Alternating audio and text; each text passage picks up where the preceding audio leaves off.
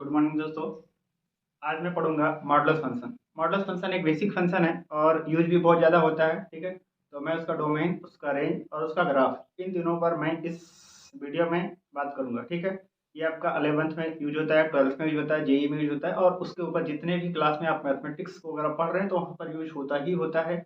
इसके बगैर ये समझ लो कि मैथमेटिक्स अधूरी होती है। इतना इसका इंपॉर्टेंस है। ठीक है, इसको एब्सोल्यूट वैल्यू फंक्शन भी बोलते हैं।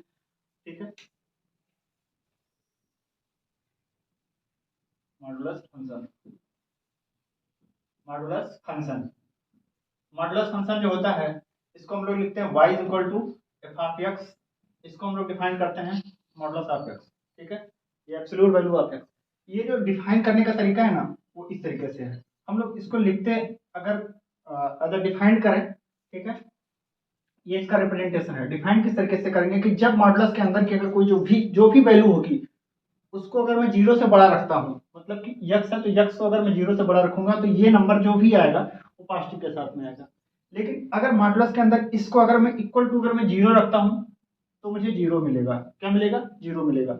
लेकिन अगर इसको मैं जीरो से कम रखता हूँ, यक्स की वैल्यू अगर मैं जीरो से कम रखता हूँ, तो इधर हमारा माइनस ऑफ यक्स आ जाएगा, मतलब इसके आगे माइनस लग जाएगा। ठीक है, इस कोई भी फंक्शन है, अगर मैं उसके डोमेन के बारे में अगर मैं बात कर रहा हूँ, डोमेन, मैंने बोला कि यक्स की वैल्यू जो है, क्या क्या हम लोग ले रहे हैं, यहाँ मान लो जीरो है, तो देखो इस केस में जीरो से बड़ा सारे वैल्यू को ले लिया।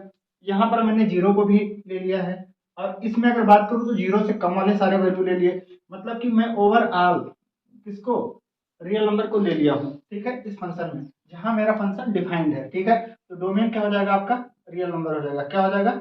रियल नंबर हो जाएगा। ठीक है, रेंज की अगर मैं बात करूं, रेंज की बात अगर मैं करूं तो क्या हो जाएगा? जब आप यक्स की वैल्यू जीरो से बड़ा ले रहे हो तो हमेशा आपको वही नंबर मिल जाएगा, मतलब पॉजिटिव दे रहे हो तो पॉजिटिव ही मिलेगा।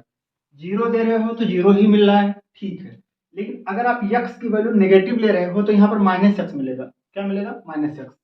देखो, जब आप यक्स की वैल्यू जीरो से कम ले रहे हो तो माइनस एक्स मिल रहा है। आपको एग्जांपल ले लो, जीरो से कम पर कोई लो, अगर आप एक्स इज इक्वल टू क्या ले रहे हो, माइनस फाइव ले रहे हो, क्या ले रहे हो, माइनस फाइव। ये हमारा जीरो से कम है, लेकिन जब आप इस माइनस फाइव को यहाँ पर रखोगे तो ये क्या बना देगा, माइनस माइनस मल्टीप्लाई होकर के क्या हो जाएगा, प्लस फाइव। ठीक है, तो आप अगर माइनस में भी कोई नंबर ले रहे हो, यहाँ पर रखोगे तो वो क्या हो जाएगा, प्लस बन जाएगा। ठीक है, क्या बन जाएगा, प्लस हो जाएगा। तो इसका जो रेंज आ जाएगा वो क्या हो जाएगा, जीरो से बड़ा। ठीक है, और कहाँ तक आप जा सकते हो, पॉजिटिव में इनफाइनाइट तक। ठीक है, अब इसका मैं क्या बात करूँ, अगर ग्राफ के बारे में क्या बात करूँ, ग्राफ के बारे में, ये एक्स एक्सिस और ये क्या है, वाई एक्सिस। ठीक है, जब मैं एक्स की वैल्यू जीरो ले रहा हूँ तो मुझे क्या मिल रहा है, जीरो, मतलब मेरा ग्राफ यहाँ से जाएगा। ठीक है, लेकिन जब एक्स का वैल्यू जीरो से बड़ा ले रहे हो, क्या ले रहे हो, जीरो से बड़ा ले रहे हो, तो आपको देख रहे हो ये किसका ग्राफ मिल रहा है, वाई इक्वल टू एक्स का। क्या मिलेगा, y इक्वल टू एक्स। तो y इक्वल टू एक्स का ग्राफ कुछ इस तरीके से होता है ना, इस तरीके से होता है।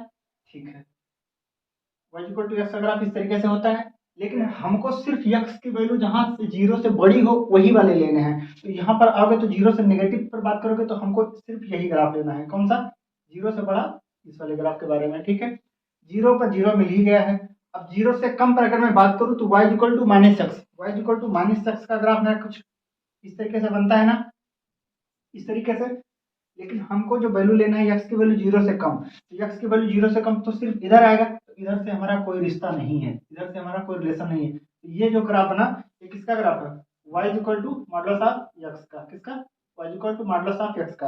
अब यहाँ से भी आप ग्राफ से भी देख सकते हो कि एक्स का वैल्यू जीरो से बड़ा पर हमेशा वाई मिल रहा है और जीरो से कम पर भी हमेशा वाई आपको मिल रहा है। लेकिन वाई जो मिल रहा है वो पॉजिटिव मिल रहा है या नेगेटिव मिल रहा है या जीरो मिल रहा है। जब आप एक्स की वैल्यू जीरो पुट करते हो तो आप देखते हो कि जीरो मिल रहा है, लेकिन अगर आप एक्स की वैल्यू जीरो से बड़ा रख रहे हो तभी इस जो ग्राफ मिल रहा है वो एक्स एक्सिस के ऊपर मिल रहा है, मतलब वाई पॉजिटिव मिल रहा है, नेगेटिव कभी मिला नहीं मिला। तो इसलिए जो इसका रेंज है वो जीरो से बड़ा और कहाँ तक, जहां तक आप जा सकते हो, एज इनफाइनाइट आप बोल सकते हो। ठीक है, तो ये उसका हो गया ग्राफ। ठीक है, इसका अगर एप्लीकेशन बात करूं, ठीक है,